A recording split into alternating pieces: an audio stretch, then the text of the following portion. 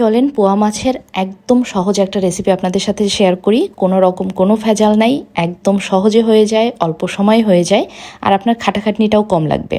এভাবে আমি আমার বাসায় বানাই। তো চলেন আজকে রেসিপিটা আপনাদের সাথেও শেয়ার করি। আচ্ছা, রেসিপি শেয়ারের আগে আপনাদের সাথে আরেকটা জিনিস শেয়ার করি। সেটা হচ্ছে এই স্নেক প্লান্টটা হচ্ছে আমি বাসার নিচ থেকে নিয়ে আসছি।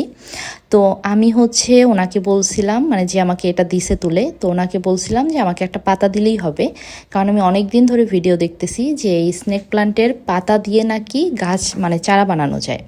তো এটা আমি চাচ্ছিলাম যে আমি ওভাবেই বানাবো, পাতা কেটে কেটে পানিতে বসাবো। বাট উনি হচ্ছে আমাকে একদম শেকড় সহই একটা ডাল উঠাই দিছে। তো যাই হোক, আমি এটাকে বাসায় নিয়ে এসে ভালো করে ধুইতে হয়েছে আমাকে প্রথমে, কারণ এটাতে অনেক বেশি কাদা ছিল। তো এরপরে দুটো পাতা এভাবে ছোট ছোট করে কেটে আমি হচ্ছে পানিতে বসিয়ে দিয়েছি।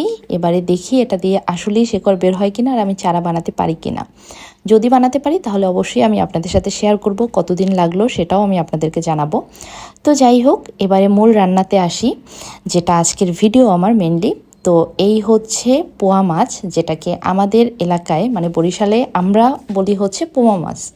তো এই পোমা মাছ বা পোয়া মাছ যেটাই হোক, সেটা হচ্ছে আমি এখন লবণ, হলুদ আর মরিচ দিয়ে একটু মাখিয়ে নিচ্ছি। মাখিয়ে তারপরে এটাকে হচ্ছে আমি একটু ভালো করেই ভেজে নিব। দেখেন, রোজ তো খাবার নিয়ে এক্সপেরিমেন্ট করা যায় না, মাঝে মাঝে একটু সহজভাবে রান্না করেও খেতে হয়।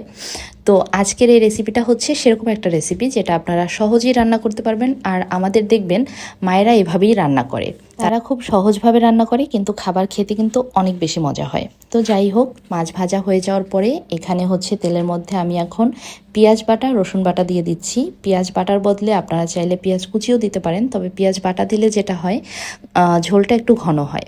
তো এরপরে পেঁয়াজ আর রসুনটাকে একটু ভালো করে ভেজে নিছি কাঁচা গন্ধটা দূর হওয়া পর্যন্ত। এরপর এখানে গুঁড়া মশলা দিয়ে দিলাম, হলুদ গুঁড়া, মরিচ গুঁড়া, লবণ আর জিরার গুঁড়া।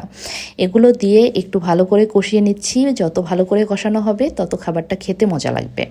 তো কষিয়ে নেওয়ার পরে এখানে মাছগুলো দিয়ে দিলাম। মাছগুলো দিয়ে আমি এখানে ঝোলের পানিটা দিয়ে দিয়েছি। আর এই মাছে কিন্তু খুব বেশি পানি দিতে হয় না, খুব বেশি সিদ্ধ হইতে সময়ও এই মাছ নেয় না, কারণ মাছগুলো অনেক বেশি নরম থাকে। তো এই তো মাছ হয়ে গেলে তখন আমি এখানে ধনিয়া পাতার বদলে এবারে দিয়ে দিয়েছি হচ্ছে জিরা, মানে টালা জিরা যেটা, ওইটা গুঁড়া করে ওইটা দিয়ে দিয়েছি। তো এই তো